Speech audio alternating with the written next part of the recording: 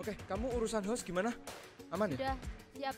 Aman, oke. Teknis gimana? Teknis aman, cuma kameramen kurang satu, sebentar lagi datang. Ya udah, nanti diperiksa lagi, dipersiapkan ya. Catat. Dekorasi Dekorasi siap. udah Sudah tertata. tertata. Kamu tugasnya mengawasi semua rangkaian acara tidak ngaret sesuai jadwal ya. Oke, paham semuanya? Oke, selamat bekerja. Oke, kita sekarang masuk ngawasi ruangan dalam. Yuk.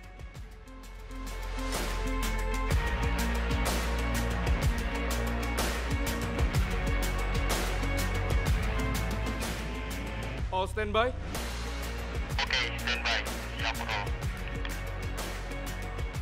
Oke, host ready ya. Kamera ready. Audio ready. Kamera roll.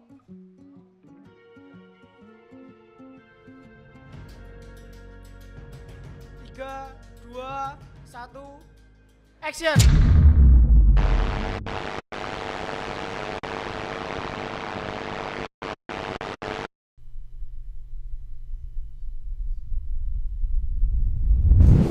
Assalamualaikum warahmatullahi wabarakatuh. Selamat sore dan selamat datang kembali di channel YouTube OSIS SMAN 1 Blitar dalam acara DN 65 Semasa dalam Layar. Sebelumnya kita mesti kenalan dulu nih biar kita tambah akrab, biar tambah enjoy ya. Kenalin, aku Atifa Dan aku Ayah, dan kita akan menemani beberapa menit ke depan untuk menayangkan acara-acara yang menarik tentunya.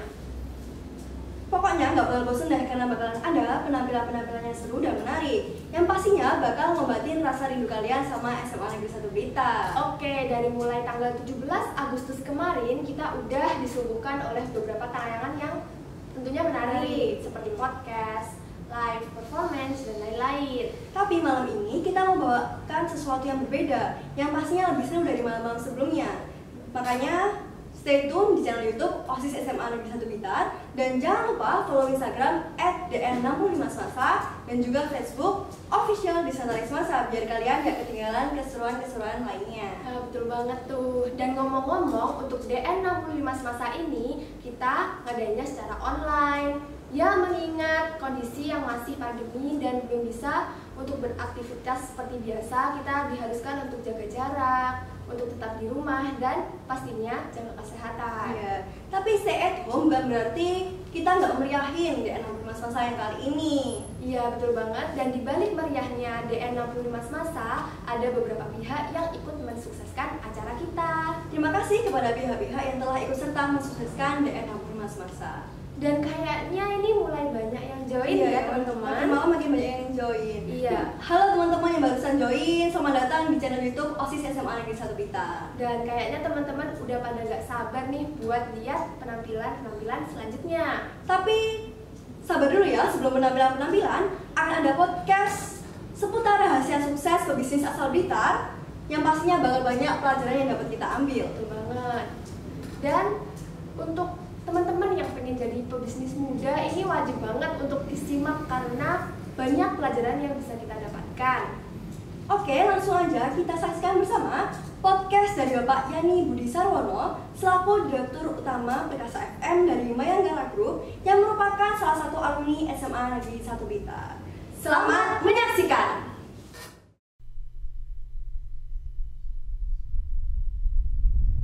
Halo semuanya, selamat datang kembali di channel YouTube OSIS SMA Negeri 1 Blitar. Nah, kembali lagi nih, saatnya berbincang-bincang di acara Semasa Mengulik Cerita dalam rangka Disnatalis ke-65 SMA Negeri 1 Blitar. Nah, kali ini saya akan berbincang-bincang ditemani oleh alumni hebat yang terkenal sukses di bidang bisnisnya. Nah, tapi sebelum memulai obrolan kali ini nih, saya ingin mengingatkan kalian semua, teman-teman semua di rumah untuk mengikuti semua sosial media kami, yaitu di Instagram @DN65 Semasa dan juga Facebook official Disnatalis Semasa, dan jangan lupa subscribe channel YouTube OSIS SMAN 1 Blitar untuk mengikuti seluruh rangkaian Disnatalis kedepannya. Nah, tanpa berlama-lama lagi, langsung saja kita sambut Pak Yani Budi Sarwono. Selamat datang Pak. Ya, terima kasih. Apa kabarnya Pak hari ini? Alhamdulillah. Alhamdulillah sehat ya Pak ya. Iya, alhamdulillah. Nah, agar bisa lebih akrab nih, boleh dong sedikit memperkenalkan diri Pak. Oh iya. Saya Yani Budi Sarwono. Saya alumnus SMA 1 tahun 93. Tahun 93. Ya, tahun 93. Saya waktu itu kepala sekolahnya ada Pak Abdul Lauti dan ada Pak Wibowo. Terus kemudian anak-anak saya juga alumni SMA 1 sini. Alumni SMA 1 sini. Kemudian saya juga domisili di Blitar, jadi masih berkutat di Blitar aja. Jadi makanya juga sering juga main-main ke Semasa sini. Jadi nggak bisa lepas lah saya dari Semasa ini. Jadi masih ada ini ya perasaan Sama sekolah Semasa. dulu gitu ya Pak. Kalau boleh diceritakan nih, semasa dulu bedanya sama sekarang gimana Pak? Oh ya, Panjenengan sekolah di situ. Dulu sama sekarang sangat beda sekali. Jadi zaman saya sekolah dulu itu yang saya lihat ya perbedaannya. Zaman saya sekolah dulu itu tasnya nggak terlalu berat, isinya buku nggak terlalu banyak. Oh gitu Pak. Jadi waktu yang anak sekarang saya lihat itu memang kayaknya lebih apa ya, lebih banyak ya mungkin mata pelajarannya. Terus saya lihat bukunya juga lebih tebel-tebel, yang dibawa juga banyak. Saya pernah iseng-iseng nimbang tas sekolah anak saya berangkat sekolah. Itu ada 10 kilo. 10 kilo, hebat sekali. Itu hampir sama zaman saya sekolah dulu jumlah 10-nya. Oh, iya. Sama sekarang 10 kilo, zaman saya SMA dulu 10 buku. 10 buku saja cukup. Cukup. Zaman Tapi sekarang tipis-tipis. Oh iya, buku Saya sekarang jadi tebel. ya memang beda sekali zaman dulu sama sekarang. Terus saya lihat juga mata pelajaran yang sekarang ini kayak lebih apa ya, lebih maju ya, lebih maju. Yang pelajaran anak SD itu seperti pelajaran anak SMP, yang anak SMP kayak SMA, pelajaran SMA anak sekarang itu hampir kayak anak kuliah. Saya lihat di buku-bukunya anak saya itu, wah berarti anak sekarang lebih berat. Berarti kalau sekarang berhasil itu berarti memang dia kemampuannya lebih daripada yang zaman saya dulu. Zaman saya dulu sekolah itu apa ya, lebih banyak EQ-nya daripada IQ-nya. EQ itu jadi hubungan sosial itu kita lebih kuat karena mungkin waktu itu pelajaran nggak begitu berat, nggak terlalu banyak. Terus kemudian dunia apa medsos, atau sekarang kan ada medsos, ada internet. Zaman dulu saya kan nggak ada hiburan, itu adanya kumpul temen.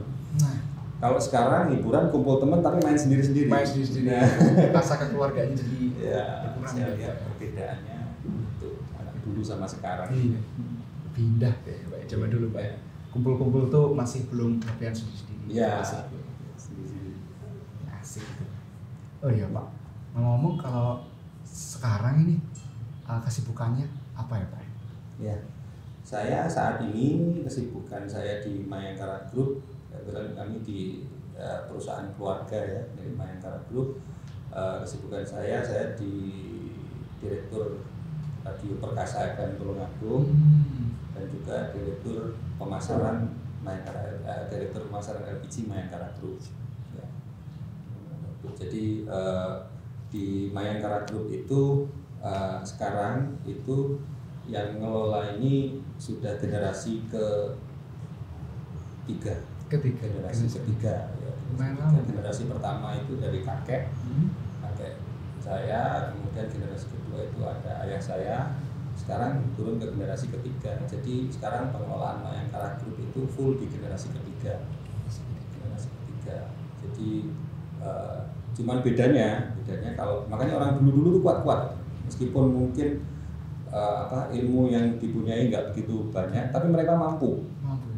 Jadi contohnya kakek, kemudian ayah saya ngelola sekian banyak perusahaan sendiri. Sekarang kami harus berempat untuk mengelola ini. Jadi berarti kan lebih kuatannya sendiri kan ya Mas ya.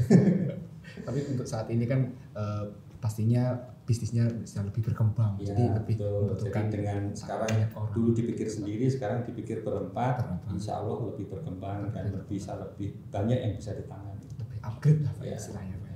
Nah, seperti itu. Oke, selain itu untuk saat ini kesibukan-kesibukan lain, mungkin kegiatan-kegiatan di saat seperti ini pastinya kan berbeda ya Pak ya. Mungkin bisa ceritakan sedikit sebagai direktur PT Paramita ini Perkasa kesehariannya seperti apa? Ya, jadi dulu memang dengan masa pandemi corona ini sangat berubah drastis. Ya, kenapa? Kalau dulu itu saya di Blitar itu bisa dihitung jari berapa hari saya di Blitar. Lainnya saya di luar kota. Saya dulu itu di Blitar itu belum tentu seminggu 2 hari saya di Blitar. Saya sisa kerja di luar kota, kadang ada 2 minggu di luar kota gitu. Dengan adanya pandemi ini ada hikmahnya juga sih, jadi banyak di rumah, anak saya, istri saya, jadi lebih senang sih saya banyak di rumah. Kalau dulu jarang bisa ketemu saya. Dulu tuh di Perkasa itu kan sudah berkembang, tidak hanya core bisnisnya itu tidak hanya di periklanan radio. Dulu itu karena kondisi akhirnya radio itu kan berubah menyesuaikan pasar. Radio itu tidak hanya on air saja yang ditangani, ada on air, off air, online juga, akhirnya OH, out of yang kayak billboard dan semuanya itu. Nah waktu di Perkasa itu saya sempat, sebelum corona ini saya sempat menangani event-event sampai nasional. Jadi saya nangani event di Jakarta, saya nangani event sampai terakhir itu di Banjarmasin. Saya dapat project event di sana, di Banjarmasin, di Jakarta, Bandung, se-Jawa ini sudah waktu itu. Terakhir sebelum corona itu saya event terakhir itu di Solo sama Jakarta. Di Solo sama Jakarta. Bisa diceritakan sedikit Pak, itu event-eventnya seperti apa? Eventnya jadi gini, jadi radio itu kan karena tuntutan pasar itu kan berubah bentuk. Semenjak ada online itu radio terus terang kalah dengan HP, kalah dengan internet karena sosial media lain. Karena di HP ini ada radio, ada TV, ada koran kan, di satu pegangan ini kan. Iya, semuanya. Akhirnya kami dituntut sebagai usaha radio, kita dituntut untuk selalu berubah, bagaimana mengikuti perkembangan dunia usaha kan, Indonesia, perkembangan ekonomi. Akhirnya kita merambah, jadi radio tidak hanya on air, kita ada off air juga. Nah salah satunya itu kita di off air. Off air ini kami juga tetap melayani klien yang kami layani itu sama, yaitu klien-klien produk-produk yang ingin mengembang meningkatkan sales produknya dan juga meningkatkan brand image-nya. Jadi kami mendapatkan project dari mereka, kadang event-event untuk kayak tutup pasar, kemudian itu kayak tutup posyandu gitu. Jadi kayak di Jakarta itu kita ada event itu dengan KAO itu ke posyandu di Jakarta. Awal sebenarnya kita ini nggak pede ya, kita radio di daerah di Tulungagung, mungkin Mas Bima bisa bayangin ya, di Jakarta itu ada berapa IO di sana, dan IO-nya kan pasti besar-besar, pasti profit. Tapi kami juga heran karena klien yang ada di Jakarta ini sangat percaya dengan kami itu dipaksa, ceritanya itu dipaksa, bukan saya menawarkan diri, itu bukan, kami nolak waktu itu. Kami terus terang nggak yakin dengan pasar Jakarta yang sekian besar, masyarakatnya sangat heterogen. Sementara kami biasanya garap itu Surabaya, Solo, Jogja, itu nggak terlalu besar lah gitu. Ini Jakarta butuh nih event nih. Waduh, kami tak mampu, tapi nggak jamin loh ya, kami bilang gitu. Kalau mau coba kami silakan, kami siap. Istilahnya kami tantangan selalu siap. Mau kita belum pernah, tapi saya akan coba gitu. Akan coba. Akhirnya kami garap pertama itu Jakarta Utara sama Selatan. Alhamdulillah dievaluasi bagus, terakhir ditambah Jakarta Barat. Nah Jakarta Barat kemarin pas event, tengah-tengah event pandemi. Waduh, gitu.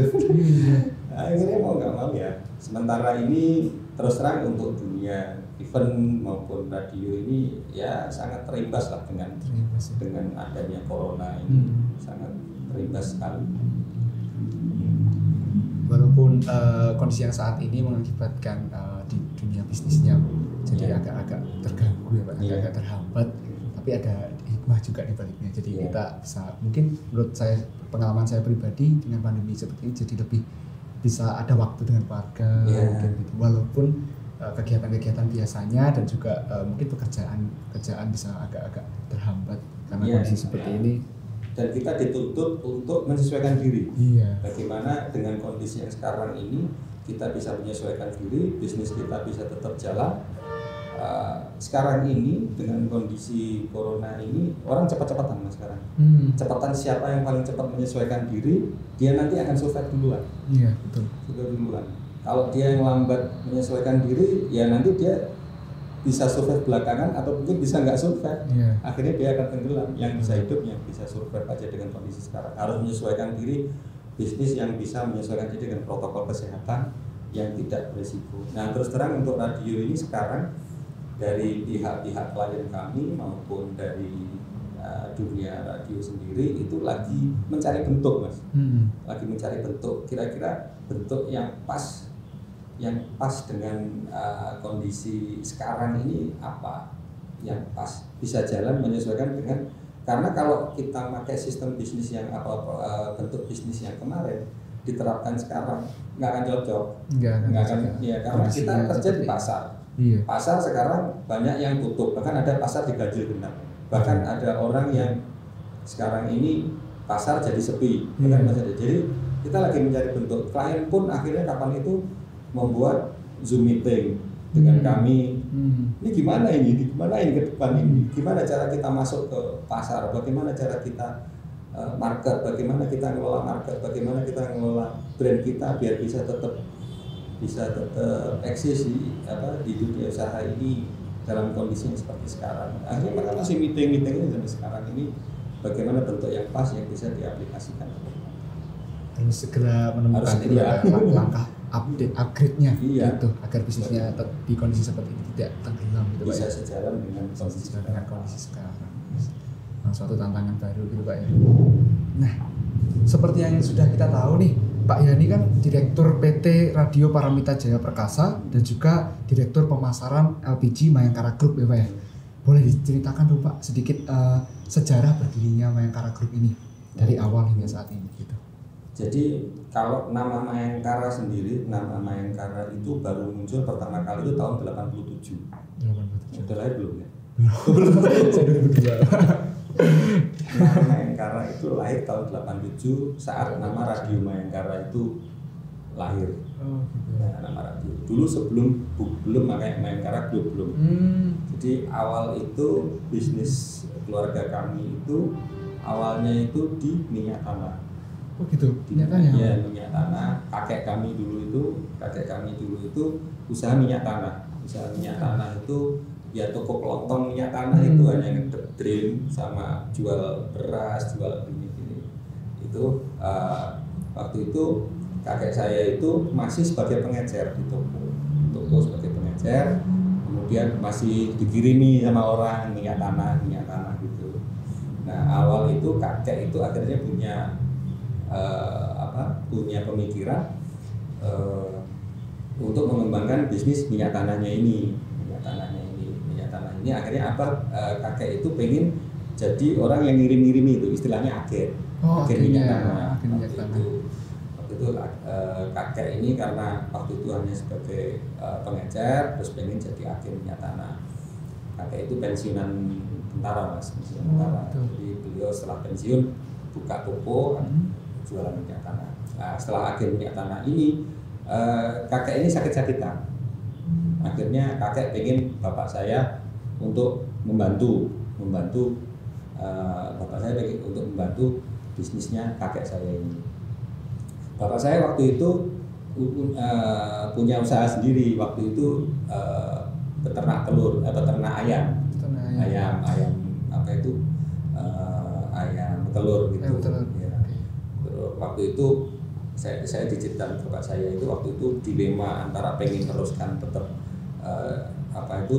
bisnis ayam ini atau bantu kakek teruskan minyak tanah ini. Setelah dilema dipikir-pikir karena kakek sakit, akhirnya bapak memutuskan udah ayamnya dilepas, bapak saya meneruskan usahanya kakek ini. Nah, setelah bapak ini ngikut istilahnya bantu kakek ini, kakek sembuh malah. Kakek sembuh. Tapi udah terlanjur bapak masuk di minyak tanah ini, akhirnya bapak mengembangkan minyak tanah. Nah, setelah mengembangkan minyak tanah ini punya modal, akhirnya bapak saya ini punya hobi brik-brikan. Gimana itu? Brik-brikan itu alat komunikasi HT itu loh, yang radio yang orari itu loh. Oh iya. Bapak saya itu punya hobi itu. Nah, akhirnya bapak saya itu punya hobi itu, akhirnya bapak saya punya ide pengen bikin radio. Pengen bikin radio yang pertama itu pada saat itu cerita bapak saya itu kalau diceritakan panjang mungkin nggak cukup 1 jam bagaimana perjuangan bapak saya ini untuk membuat radio waktu itu panjang banget ceritanya. Itu untuk buat sebuah radio Mayangkara itu perjuangannya sangat berat. Jadi akhirnya tahun 87 singkat cerita berhasillah bapak saya bikin radio Mayangkara itu. Ya, awal itulah nama Mayangkara ini muncul di Blitar. Dari awal radio itu radio ini berkembang, minyak tanahnya bapak juga berkembang. Nah, dari situ bapak saya setelah itu bikin SPBU pertama. SPBU pertama itu di Serengat, Bagelenan. Serengat itu ya, SPBU itu. kami yang pertama yang itu pertama di Serengat itu SPBU. Jadi awal dari situ mungkin bapak saya mungkin jiwa bisnisnya kuat ya, jadi akhirnya berkembang terus. Setelah Radio Mayangkara, kemudian SPBU di Serengat itu, nah yang ketiga barulah muncul radio saya, yang Radio Paramita itu tadi, Radio Paramita Jaya Perkasa ini, tapi yang ngelola kakek saya. Jadi kakek saya yang ngelola bapak saya, cuman atas namanya kakek saya itu radio kedua. Nah, setelah itu berkembang. Ada nama Radio Perkasa, kemudian SPBU. Setelah itu bapak konsentrasi mengembangkan bisnis minyak tanah itu dan radio sama SPBU. Tapi lebih banyak SPBU. Jadi setelah itu ayah saya bikin banyak SPBU, terus kemudian tahun 96 bapak saya bikin 2 radio. Tahun 92 dulu bikin Radio Jos. Radio Jos itu 92. Radio 92. Terus kemudian 96 bapak saya bikin Radio Patria sama Pandowo. Itu 96. Bareng itu tahun 96. SPBU kemudian radio. Nah, terus kemudian agen minyak tanahnya berkembang pesat, jadi besar, bisnisnya jadi besar. Kemudian muncul tahun 2008-2009 pemerintah melakukan konversi dari minyak tanah ke LPG. Jadi akhirnya 2008-2009 minyak tanah habis, ganti LPG. Jadi mulai 2009 kami mulai bisnis LPG.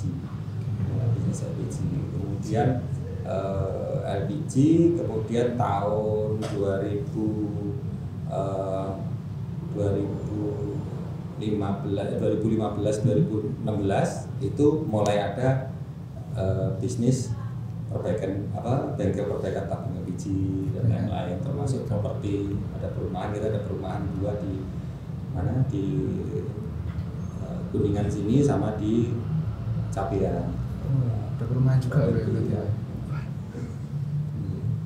Nah, kemudian karena yang dibidangi banyak, yang istilahnya perusahaan kita itu banyak, kita pengen punya, kalau itu dikembangkan itu, kalau kita mau membuat brand perusahaan itu kalau terlalu banyak kan susah orang mengingat. Orang mengingat kan susah. Ada Radio Mayangkara, ada Radio Perkasa, ada Radio Jos, ada Radio Patria, ada Radio Pandowo. Akhirnya waktu itu mana nih yang mau kita brandkan, yang mau dijadikan brand tunggal gitu. Akhirnya kita pilih karena yang pertama itu Radio Mayangkara dan orang sudah lebih familiar dengan Mayangkara. Akhirnya kita jadikan single brand aja, jadi satu brand untuk semua usaha kita itu namanya Mayangkara Group ya, agar orang lebih mudah mengingat. Misalnya ini SPBU mana, SPBU Mayangkara Group, biar orang lebih mudah gitu. Sampai sekarang ya, kita untuk memudahkan kita membuat sebuah program-program yang biar masyarakat itu ingat, apal gitu. Contohnya ada dawet berkah, ada di SPBU kan ada itu tiap jam 11-12 itu ada dawet yang kita berikan gratis ke orang yang datang ke SPBU. Jadi sambil ngisi BBM minum dawet gratis, gratis. Gitu. Dan ini adanya di SPBU Mayangkara Group. Jadi biar untuk memudahkan aja orang mengingat. SPBU Mayangkara Group. Iya. Gitu. Berarti Mayangkara Group ini kan bisnis yang benar-benar besar Pak ya, cabangnya ada banyak sekali, bisnis yang melibatkan peran keluarga juga ya Pak ya. Kalau untuk sampai saat ini mungkin peran dari keluarga sendiri di bisnis Mayangkara Group ini seperti apa ya Pak? Singkatnya saja. Ya. Jadi kalau peran keluarga jelas sangat besar sekali karena ini perusahaan keluarga. Seperti yang saya bilang tadi bahwa awal itu ada kakek saya, kemudian ayah saya kemarin itu ya ngelola sendiri, istilahnya semua dikerjakan sendiri semua. Jadi istilahnya tidak dilepaskan. Ada ya misalnya saya punya uang, saya grup orang profesional kelolaan perusahaan ini, yang penting saya tahu setahun untung sekian, itu ada seperti itu kan model biasanya perusahaan seperti itu. Kalau kita enggak, kita jalankan sendiri, kita kelola sendiri, jadi kita tahu mulai proses mulai awal sampai ujung, kita tahu sendiri, kita tahu permasalahan, kita selesaikan sendiri seperti itu. Jadi peran keluarga sangat besar sekali, apalagi sekarang yang saat ini saya bersama saudara-saudara saya yang mengelola. Jadi kita semuanya kita libatkan, jadi termasuk misalnya saya di pemasaran, kakak saya ada di aset sama di kendaraan, kemudian ada yang di keuangan, kemudian ada adik saya yang di SPBU, seperti itu. Jadi peran keluarga ya kita terjun semua di bisnis ini. Bisnis yang sama itu Mayangkara Group. Iya. Jadi Pak, hebat sekali Pak keluarganya Pak. Lalu ini nih Pak, untuk menjalankan suatu bisnis kan pastinya ada rintangan gitu Pak ya. Ada mungkin di sisi persaingan dengan bisnis lain, dan juga mungkin bisa saja ada penurunan minat customer di usaha kita yang berpengaruh di omset dan lain sebagainya Pak. Bagaimana sih Pak caranya agar bisnisnya kita jalani itu bisa tetap bertahan lama dan juga bisa tetap bersaing gitu dari waktu ke waktu gitu Pak?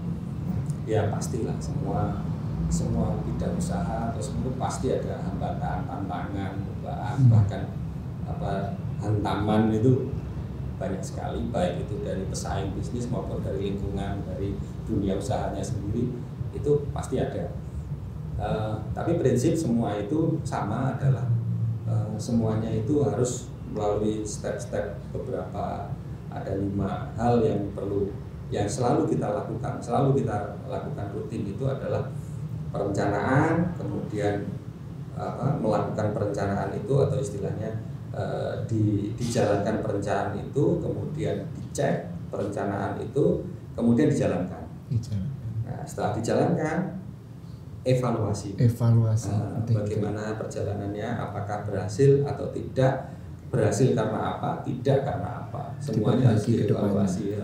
Berhasil berarti itu bisa tetap dijalankan dan ditingkatkan, tidak berhasil karena apa, berarti itu harus dirubah, dimulai dari awal lagi, direncanakan lagi. Jadi biarpun itu sudah berhasil, tetap nanti harus direncanakan lagi. Itu mau diapain lagi? Oh, ini kita menjalankan program ini, program selesai, dievaluasi, oh program ini berhasil, oke, kita rencanakan lagi untuk pengembangannya lagi. Tidak berhasil, ya kita rencanakan lagi untuk memperbaiki kesalahan kita. direncanakan, setelah direncanakan ya dijalankan perencanaannya itu, dicek bagaimana persiapannya, dijalankan, evaluasi lagi.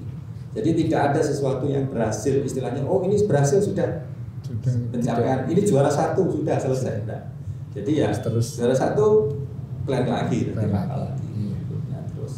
terus seperti itu. Jadi dan ini sebenarnya juga saya dapat ilmu ini kalau saya pribadi, ini saya dapatkan waktu SMA dulu.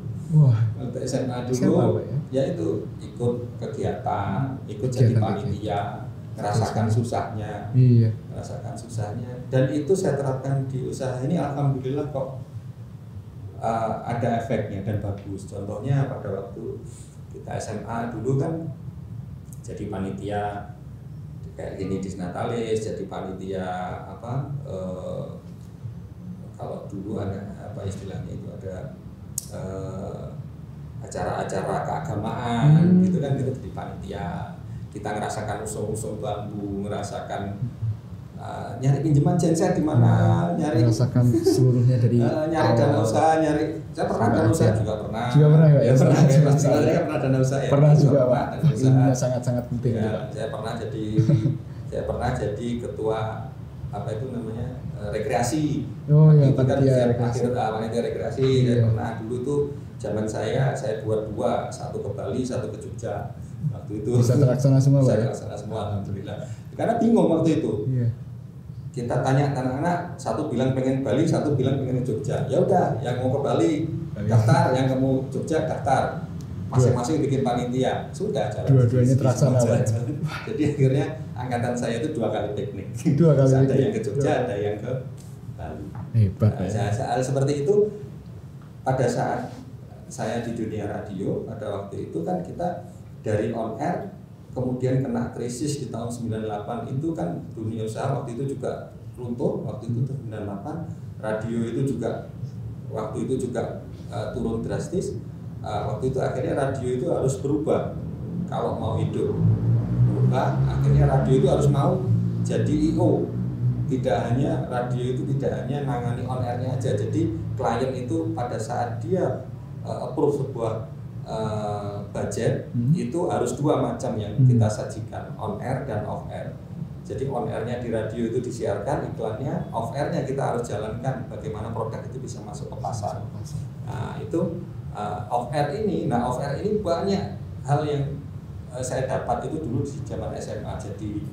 Jadi panitia itu akhirnya di off air itu sangat kepakai sekali. Memang di saat-saat SMA itu pengalaman-pengalaman seperti mulai dari mengkonsep, lalu melaksanakan, setelah itu mengecek, evaluasi dan sebagainya itu ada di acara-acara SMA. Jadi kerja tim sendiri. Harus bisa bagaimana ilmunya Pak. Jadi pada waktu SMA saya tahu capeknya bagaimana jadi perlengkapan. Nah, jadi akhirnya pada waktu di Indonesia saya tahu bagaimana capeknya kru perlengkapan saya. Jadi saya bisa menyelami, oh anak ini jam sekian waktunya minum, waktunya makan. Karena dulu zaman gitu saya juga lapar jam segini gitu. Dan seperti itu akhirnya bisa saya terapkan di diri saya. Jadi tetap menurut saya kita harus nyari pengalaman sebanyak-banyaknya, terutama waktu. Nah, untuk dalam di bidang bisnis ini nih kan penting ya Pak, kemampuan kita dalam hal memanage sesuatu. Nah, lalu sikap apa saja ya Pak yang paling penting dimiliki oleh seseorang ketika hendak menjalankan suatu bisnis? Iya, betul. Saya melihat dari beberapa teman saya, baik teman bisnis, teman sekolah, itu memang dalam berbisnis itu saya lihat sikap itu paling penting. Sikap dan kepribadian itu paling penting.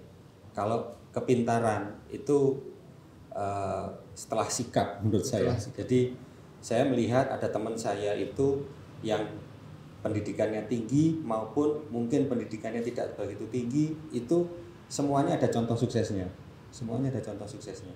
Jadi yang dia dari pendidikan tinggi maupun yang dari hanya mungkin lulusan SMA kemudian langsung berbisnis itu juga sukses, juga besar bisnisnya. Jadi saya menilai bahwa dalam berbisnis itu kepintaran itu bisa nomor 2, tapi yang penting adalah sikap dan perilaku itu yang nomor 1. Ya, sikap perilaku nomor 1. Nah, sikap dan perilaku di sini itu yang utama adalah ya harus jujur, ulet, dan berani. Jujur, ulet, Dan berani. Karena itu dengan sikap-sikap seperti itu orang akan bisa lebih lancar dan langgeng dalam berbisnis, lebih langgeng. Jadi berbisnis ini tidak hanya sekali langsung sukses sudah gitu, nggak bisa seperti itu. Orang berani aja tanpa ada jujur, wah itu nggak akan dipercaya. Sekali dia berbisnis, habis itu selesai, tidak akan bisa berbisnis lagi karena tidak akan dipercaya orang.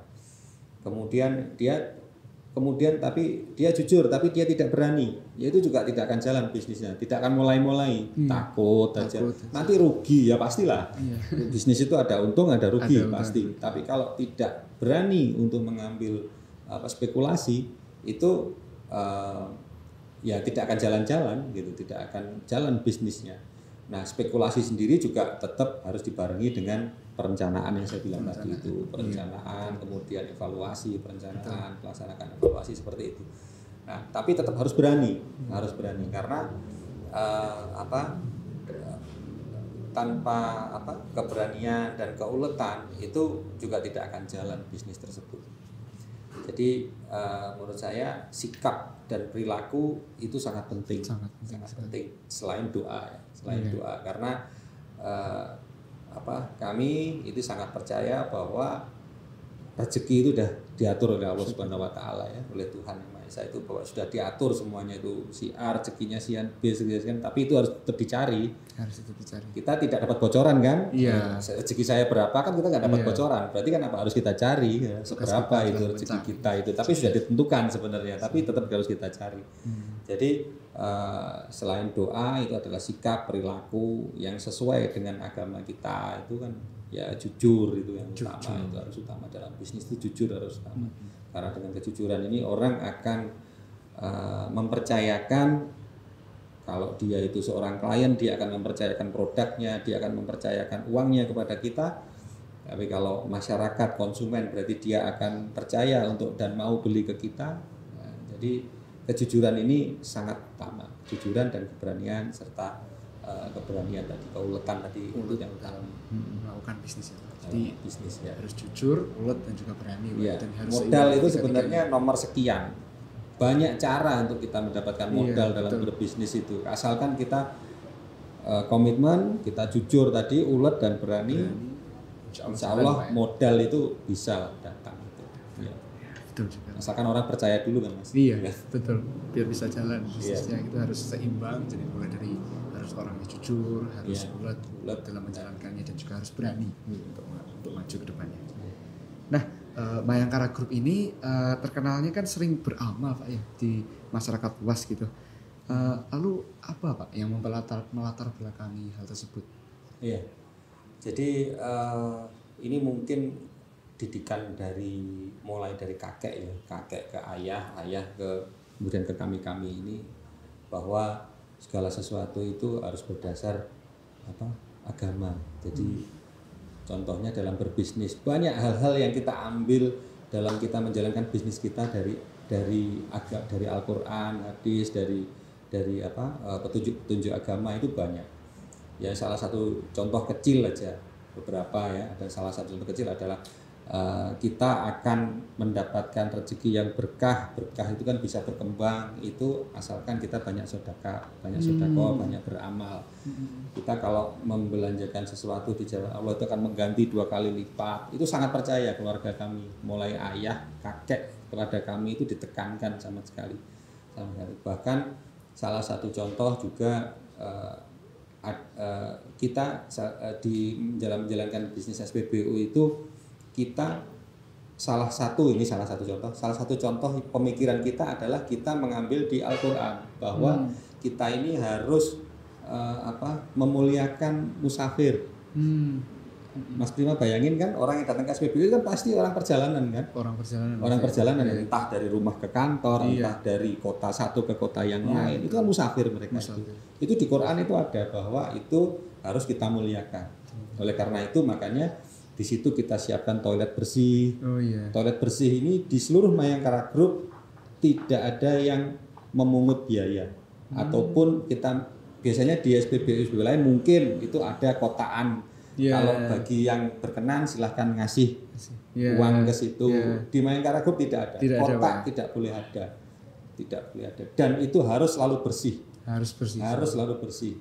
Kami dari direksi sampai semua di jajaran manajemen itu sering kontrol ke SPBU. Sampai bau pesing gitu aja itu kita kasih pembinaan OB-nya. Jadi kemudian orang perjalanan biasanya kan butuh untuk ke toilet, makanya kita siapkan toilet bersih. Kemudian ini kita siapkan dawet gratis. Kita siapkan dawet gratis. Kemudian tempat beristirahat. Nah, itu sebenarnya kita waktu kita membuat program-program itu kita melihatnya dari Al-Quran. Di Al-Quran itu ada itu bahwa kita harus memuliakan musafir. Musafir itu apa? Kita pemikiran kita, musafir itu apa butuhnya? Musafir itu butuhnya toilet bersih, tempat sholat bersih, tempat sholat nyaman, rukuh sarung wangi. Nah, hal seperti itu jadi pola pemikiran kita. Kita ngambilnya titiknya dari Al-Quran sebenarnya. Kita harus memuliakan musafir, tapi akhirnya bisa kita aplikasikan ke bisnis kita. Dan efeknya alhamdulillah omset kita jadi lebih bagus daripada SPBU yang ada di sekitar. Orang kadang-kadang mau perjalanan ke jalanan sini, sana aja loh, toiletnya bersih.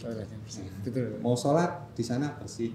Itu akhirnya ya kita hanya menjalankan syariah yang ada di agama, efeknya rezekinya masuk ke kita, rezekinya menambah.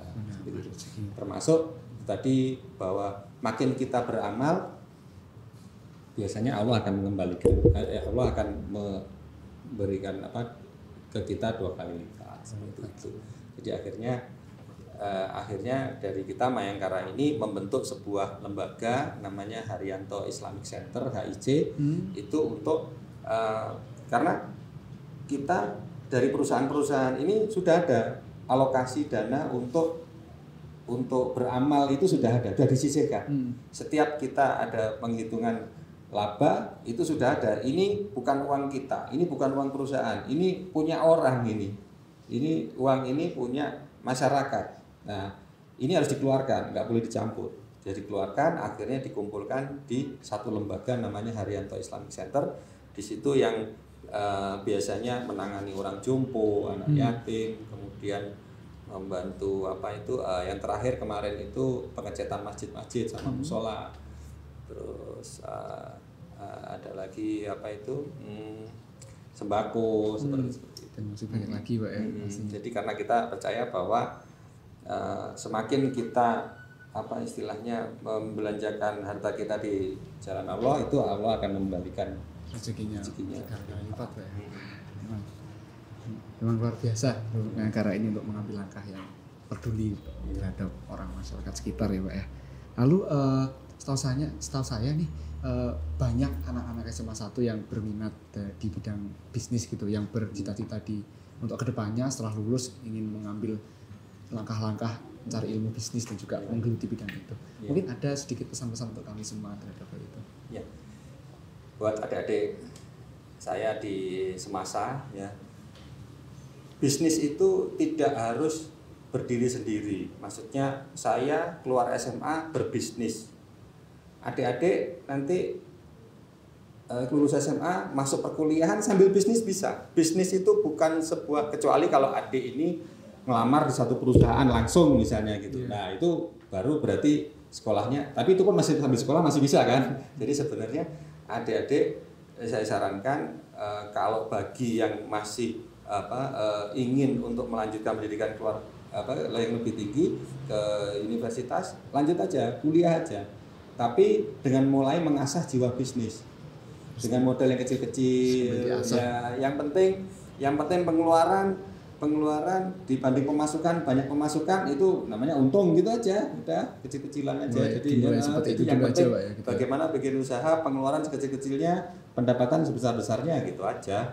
Jadi itu pun bisa dilakukan sambil kuliah, sambil mungkin mungkin bekerja di sebuah perusahaan. Jadi misalnya setelah lulus sekolah, lulus SMA, ngelamar kerjaan, nggak melanjutkan kuliah, oke, sambil sambil bekerja di sebuah perusahaan, bikinlah usaha-usaha sendiri di rumah, di luar. Jadi bisa untuk mengasah keberanian tadi, keuletan, kejujuran itu tadi diasah terus. Bagaimana untuk biar bisa berani berbisnis. Karena bagaimanapun juga meskipun nanti adik-adik itu mungkin sebagai sebuah karyawan di sebuah perusahaan, tetap kalau bisa punya usaha sendiri di rumah, punya usaha, punya apa ya istilahnya, punya jiwa bisnis lah. Menurut saya itu penting. Jadi saran saya buat adik-adik, asahlah jiwa bisnis mulai sekarang. Tidak harus nunggu selesai lulus sekolah. Percaya nggak? Zaman saya SMA dulu itu sudah ada loh temen yang bisnis itu sudah ada. Mulai dari SMA. Itu teman saya, ingat namanya Thomas, sekarang dosen di ITS. Dia dosen di ITS, desain arsitek. Itu zaman SMA itu udah pinter gambar. Dia gambar itu pakai penggaris gitu. Gambarnya dia itu sering gambar bis. Di mana-mana pokoknya di mejanya dia itu kertas pasti ada gambar bis. Itu pas lebaran itu saya teman-teman ditawari, mau kartu ucapan nggak? Mau kartu ucapan lebaran nggak? Gambarnya bis. Tapi itu dijual, dapat untung jadi gambar saja. Jadi teman-teman ditawari semua itu, ini mau kartu ucapan lebaran nggak? Ini gambar bis. Ya hal seperti itu kan jiwa bisnis sebenarnya. Jiwa bisnis. Nah, itu akhirnya bisa diaplikasikan. Nah sekarang Mas Thomas ini jadi dosen di ITS, dia juga punya bisnis. Dia punya bisnis arsitek itu bisa di luar selain dia jabatan dia sebagai dosen. Jadi buat adik-adik juga nggak harus nunggu nanti, mulai sekarang aja. Mungkin yang kelas 2, kelas 1 ya belajarlah mulai sekarang bisnis kopi dari rumah, bawa kopi. Dari sekarang nggak kan ya, sekolah nggak tatap muka ya, online ya. Biar tawarkan teman-teman online lah. Ini aku punya kopi enak nih misalnya. Jual online bisa dicoba. Sekarang banyak banget gitu, jual kopi, jual jajan, jual ini lah gitu. Itu bisa diasah mulai sekarang.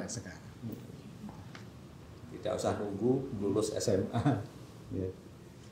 Senang sekali rasanya bisa dapat tips-tips dari Bapak Yani untuk terhadap bidang bisnis ini ya, untuk teman-teman di rumah. Semoga bermanfaat, semoga dilaksanakan tips-tipsnya agar cita-citanya bisa tercapai ya teman-teman di rumah. Nah terakhir nih Pak, harapannya untuk semasa kedepannya seperti apa? Ya, sekalian mencapai ulang tahun SMA ya. Buat sekolah saya tercinta ya, SMA saya tercinta. Jadi sekarang ini memang dibutuhkan perubahan yang sangat luar biasa dalam mengelola sekolah pun, tidak hanya bisnis, mengelola sekolah pun itu harus menyesuaikan diri dengan kondisi yang ada sekarang.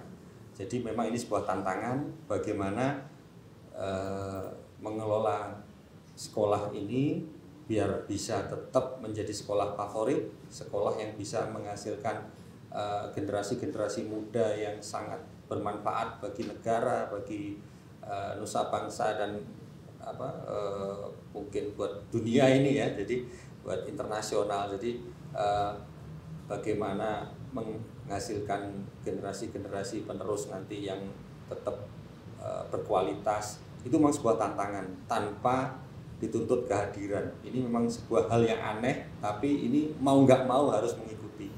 Jadi pesan saya buat Bapak Kepala Sekolah Pak Johan yang kebetulan dulu juga guru saya. Pak Johan kan sekarang Pak Johan. Itu guru saya fisika dulu. Guru fisikanya Pak Johan. Iya.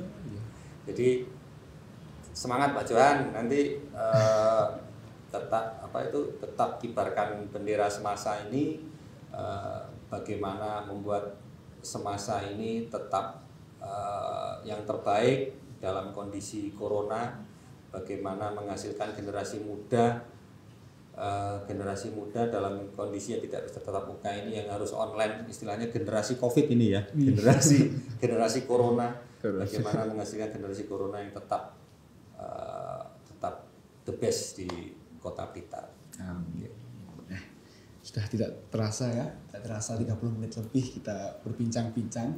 Terima kasih sekali kepada Bapak Yani yang telah menyempatkan waktunya dan berkenan. Oh iya, ini ulang tahun berapa? 65 ya?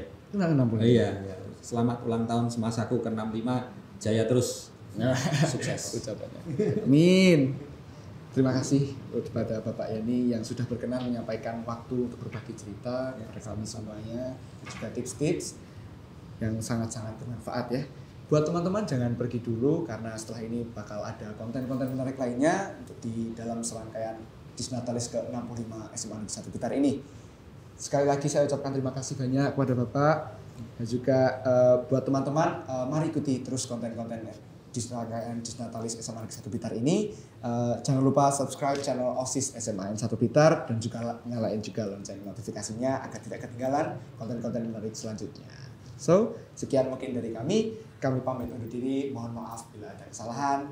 So, sampai jumpa.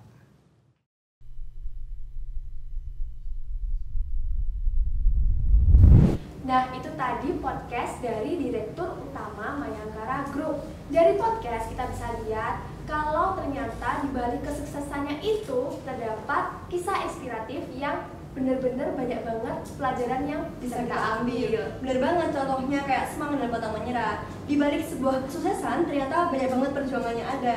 Apalagi kita sebagai pemuda yang masih panjang perjalanannya. Betul banget. Buat kalian-kalian para remaja yang sekarang ini masih labil, jangan takut untuk mencoba. Jangan takut buat gagal, karena bisa saja gagal itu awal mula dari kesuksesan. Bener banget. Nah, setelah podcast kita akan nampilin video hasil lomba kalian kemarin.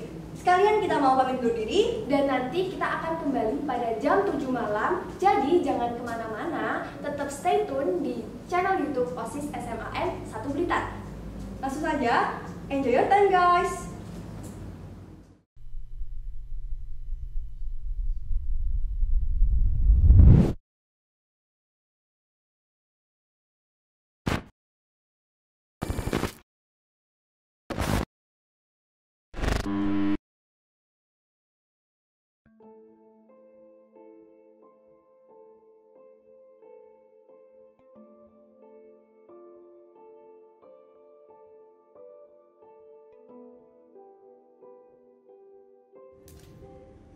Kan pengen ndi wae?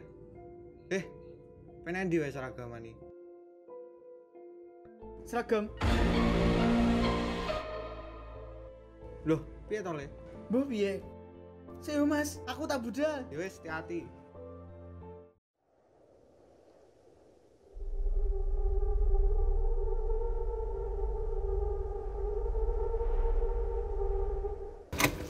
Motornya Mas. Motornya mati, Mas. Sampai terusan. Wes. Jagalnya. Oh iya. Wah, sama nak pinter-pinter, Mas. SMA Adil sampai nih. SMA. Baru Mas aku. Loh. Pinter, Mas. Suan ya.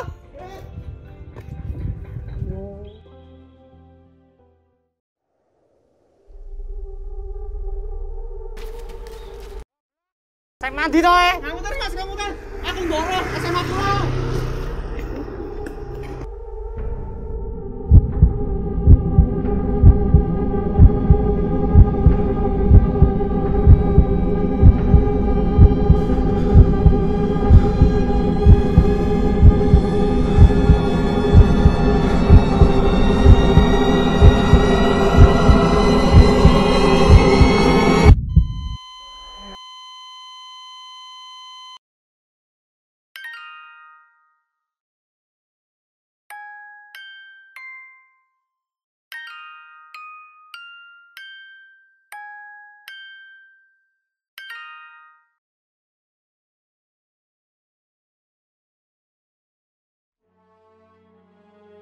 Sekolah, aku murid sekolah.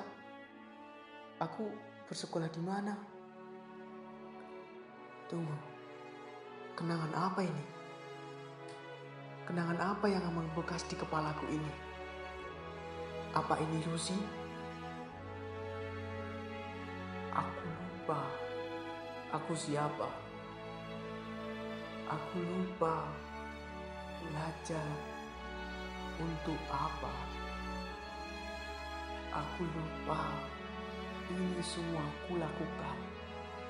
Untuk siapa? Terlalu lama tak bertemu. Membuat ragaku ini lupa. Bukan. Ini semua nyata. Aku mengalami ini. Ini terasa dekat. Suka duka ini. Tawa. Kebersamaan. Aku ingat ini. Aku lakukan ini untuk. Aku lakukan ini untuk.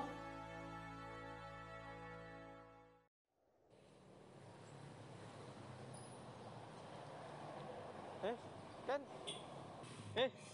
Ngapa nih gini? Wes sekolah ya? Wes apa nih lo?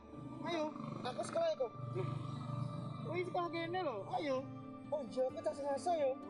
Iki semasa, iki sekolahmu. Iki sing gaya musuh sesok. Iki sing ngarai kowe banyak ayo lah sekolah.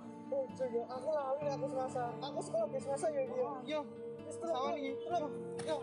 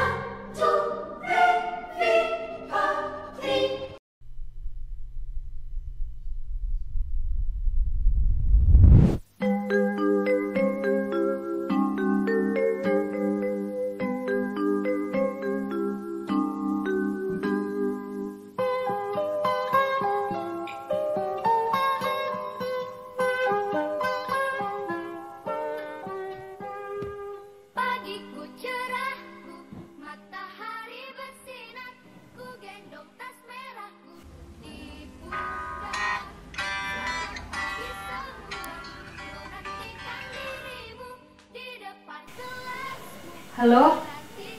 Bangun Oi, bangun, sekolah. Iya, udah bangun ini, mau mandi.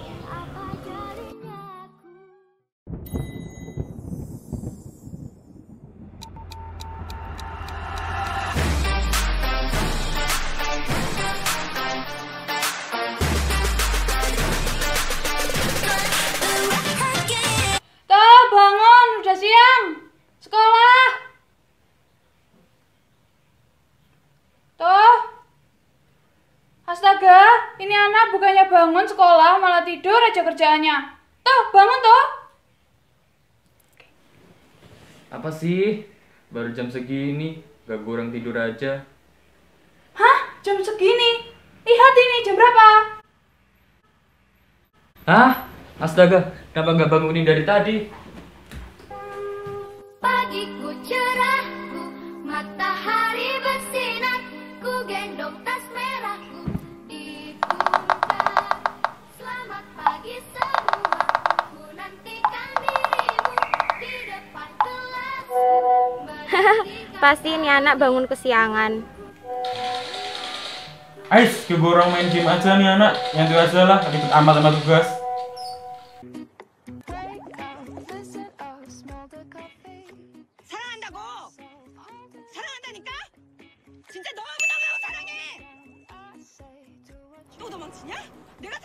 Ayo, lagi nonton drakor malah dapet tugas. Ya udah, ngerjain dulu aja deh.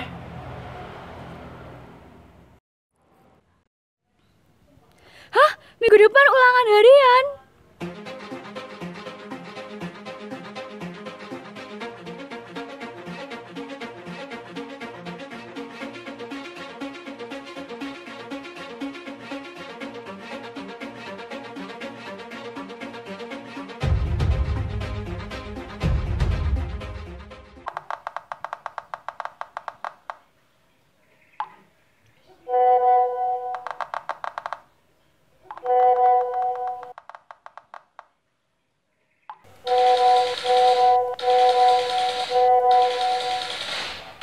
Ih, berisik amat nih grup.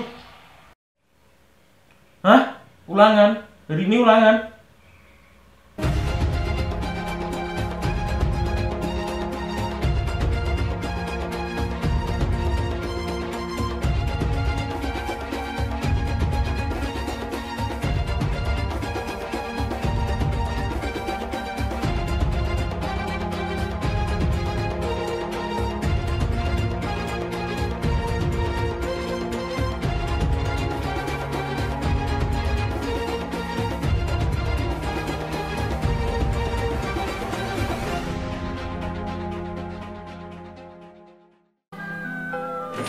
Yes, dapat 9. Aiko, nilaiku. Yakin nih, main game terus, nilainya jadi turun. Sini, HP-nya Kak Sita.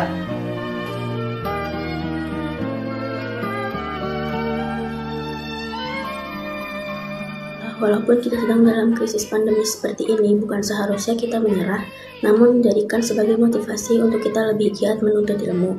Dan jangan pentingkan ego sendiri, pikirkan bagaimana akibat yang akan diterima orang di sekitar kita jika kita melanggar peraturan.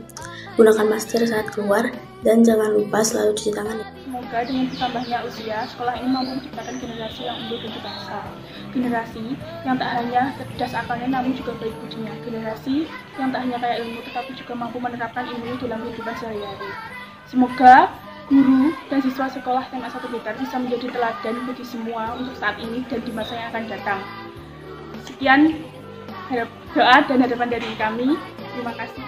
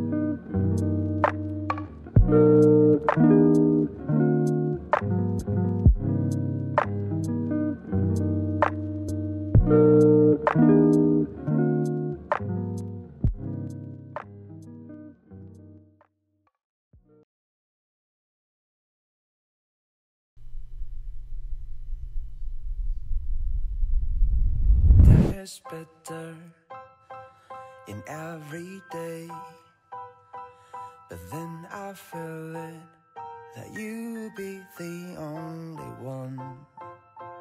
But sometimes it doesn't have to be so sure. The sweetest love can be so hard to find. We'll be better in every way, but then I would go to be in other space. Sometimes the bitter of love can be so good. It's like a coffee with a rainbow's mood.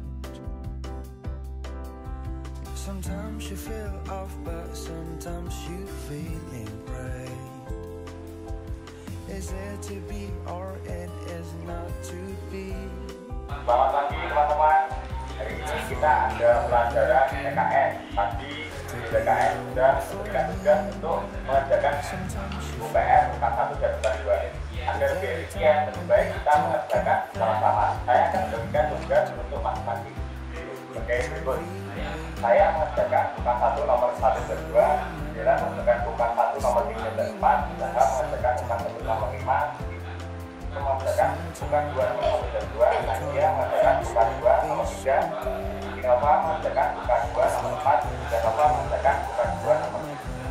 Jika sudah mengerjakan, kalian bisa foto Pak itu lalu kirim di WA. Ada yang kurang paham? Emang tugasnya harus dikumpulin sekarang? Kan bisa nanti kalau ngumpulin. Hai Nova, jangan gitu dong, gak baik. Mentang-mentang pelajaran di rumah, gak boleh kayak gitu. Kita itu harus tetap semangat untuk mengharumkan nama SMA negeri kita, SMA Negeri 1 Kota Blitar.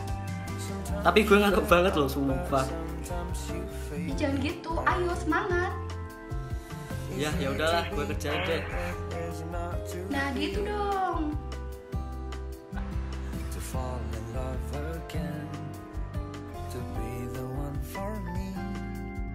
Sometimes you fall. Terima kasih teman-teman sudah membantu mengerjakan tugas. Tugas ini akan saya segera kirimkan ke guru PKN. Terima kasih ya.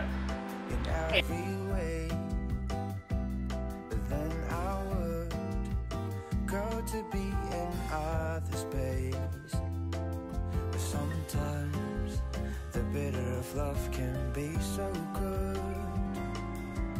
It's like a coffee with a rainbow. It's like a coffee with a rainbow. It's like a coffee with a rainbow's moon. With a rainbow's moon.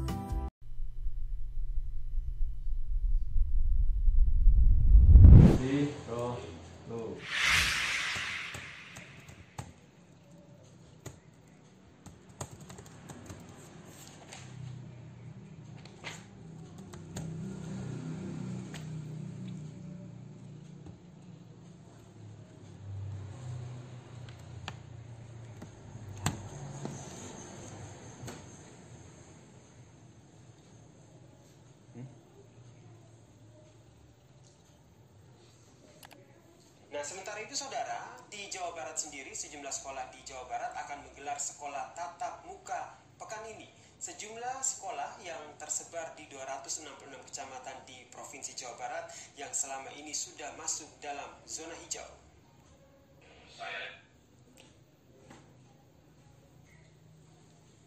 Pembelajaran tatap muka mulai tanggal 18 Agustus di zona kuning. Wah, harus kasih tahu ayah nih. Apakah ayah setuju apa enggak?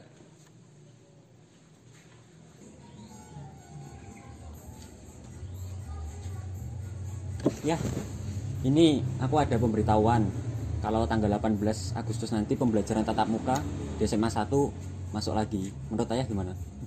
Bapak tidak setuju. Di Blitar itu sudah banyak orang yang positif corona.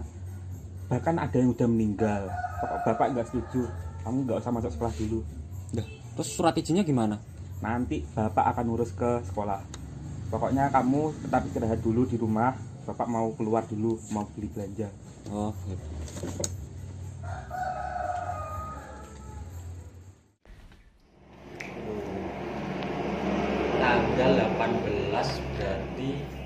hari Selasa. Tunggu. Oh iya, tanggal 22 kan semasa ulang tahun. Tapi karena corona, jadinya nggak ada perayaan deh. Gimana ya caranya agar tetap bisa memberikan hadiah untuk ulang tahun semasa? Kayaknya Niko punya ide. Coba aku telepon dulu.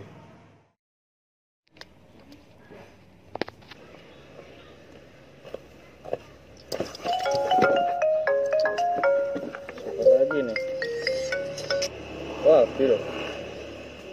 Halo Bill, ada apa Bill? Kok, ternyata tanggal 22 semasa Disnatalis loh. Kamu punya ide gak buat persembahan ulang tahun semasa? Iya kak. Gimana kalau kamu ngajak Zaul, Nikita, sama Alpam untuk buat video untuk semasa, buat ulang tahunnya semasa? Wah, ide yang bagus itu. Besok kamu ikut ya? Oke, siap. Oke.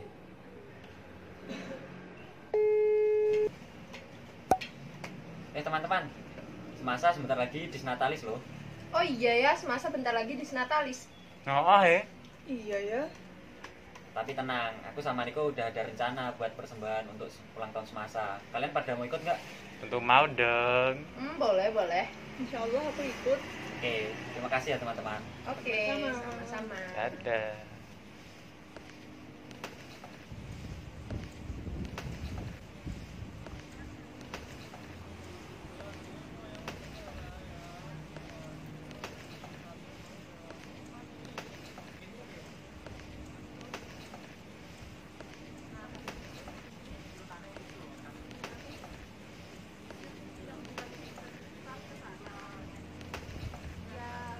Tapi nanti kalau yang kayak gitu jadinya nggak sesuai.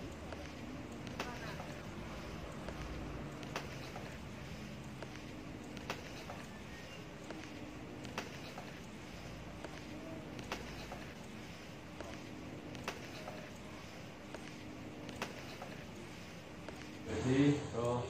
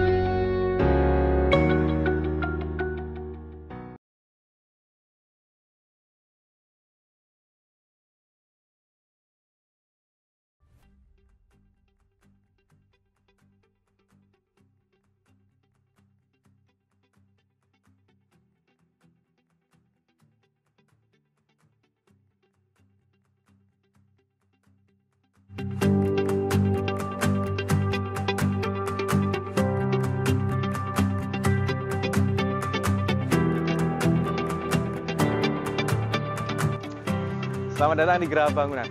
Anda tahu rahasia hunian bagus dan tahan lama? Tentunya Anda tidak mau kan hasil finishing rumah Anda mengecewakan? Salah satu kuncinya adalah instalasi dan finishing dalam bangunan rumah yang tepat. Kami memiliki tenaga profesional dalam instalasi dan finishing, mulai dari cat, keramik, sanitary, vinil, desain, dan pemasangan feature set. Hubungi kami sekarang dan kami akan melakukan survei dan konsultasi ke rumah Anda secara gratis.